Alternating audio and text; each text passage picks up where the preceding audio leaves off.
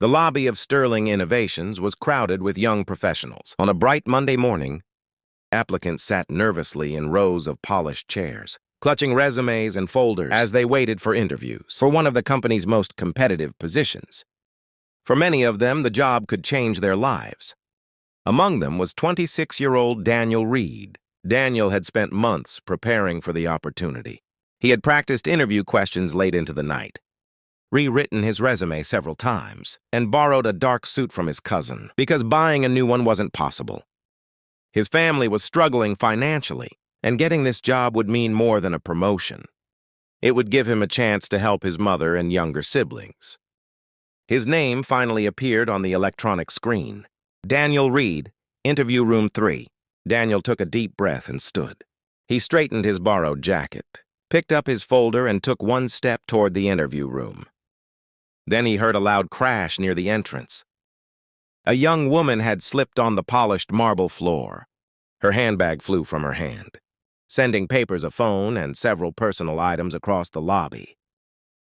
People turned their heads. Nobody moved. Daniel immediately rushed toward her. "Are you all right?" The woman tried to stand, but quickly sat back down. "I think I hurt my ankle."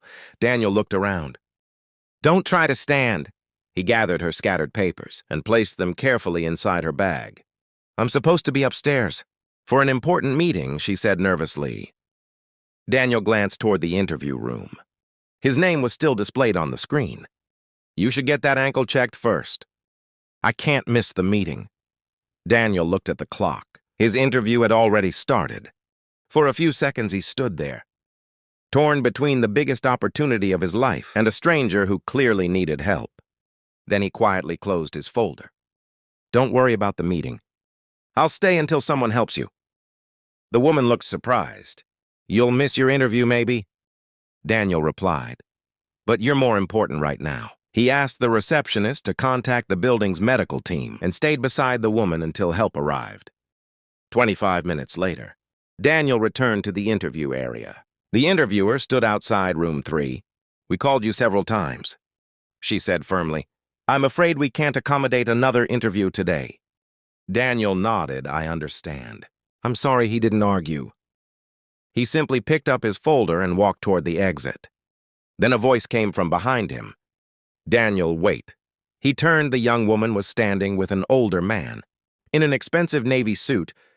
The older man walked forward. "My name is Robert Sterling." Daniel froze. Everyone in the lobby recognized him. He was the founder and CEO of Sterling Innovations. Robert placed a gentle hand on the young woman's shoulder. "This is my daughter, Emily." Daniel's eyes widened. Emily smiled. "He gave up his interview to help me." Robert looked toward the interview panel. "Reschedule his interview." The interviewer immediately nodded. Robert then looked at Daniel. "Actually, let's do something better."